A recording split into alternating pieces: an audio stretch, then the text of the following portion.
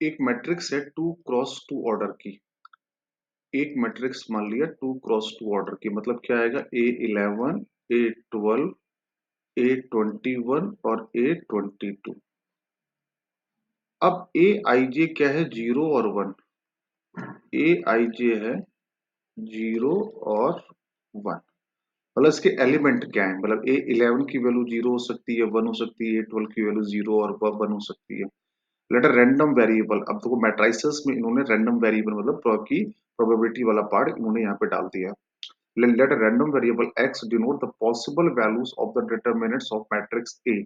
Matrix A की जितनी determinant value आएंगी, तो अगर हम डिटरमिनेंट वैल्यू की बात करें तो ये क्या बन जाएगा, A11, A22, A12 into A21। अब इसकी क्या क्या पॉसिबल वैल्यू हो सकती है, ये हमको यहाँ पे सोचना है।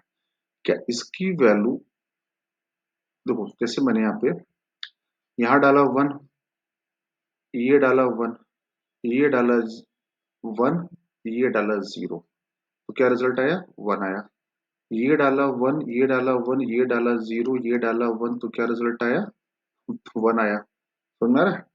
और कैसे आ सकता है 1, 1 1 1 0, या फिर ये 1, ये 1, ये भी 0 और ये भी 0, ये आ गया 1। 1 आने का कोई और तरीका है नहीं है। सिमिलरली अगर हम जस्ट इसी को उल्टा करते हैं, उल्टा का मतलब 1 इंटू 0, 1 इंटू 1, ये आ गया -1। 0 इंटू 1, 1 इंटू 1, ये आ गया -1। 0 इंटू 0, 1 इंटू 1, ये आ गया -1।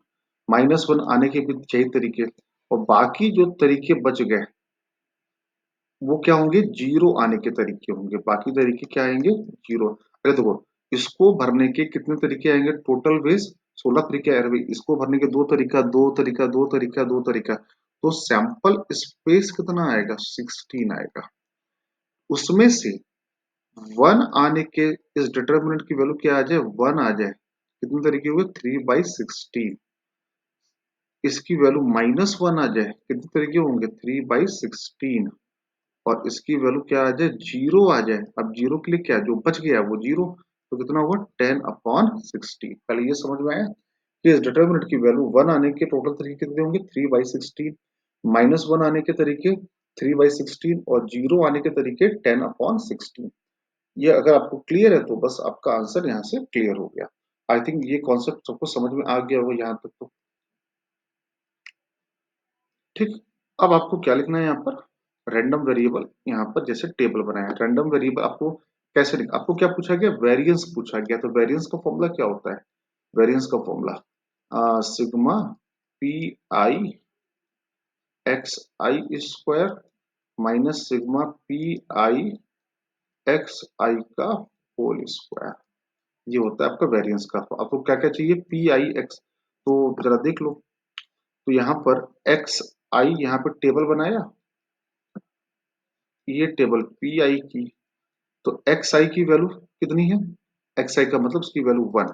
1 कितनी तरीके से आई, 3/16, -1 3/16, और 0 कितने तरीके से आया, 10/16। अब क्या करना है आपको, sigma P I X I, sigma तो बाद में करेंगे, पहले पी आई एक्स आई कर लेते हैं। तो कितना आया, 3/16 -3/16, और ये तो आ गया आपका 0। अब क्या करना है, एक्स आई स्क्वायर चाहिए आपको। एक्स आई स्क्वायर कितना आ जाएगा, 1 1 और 0।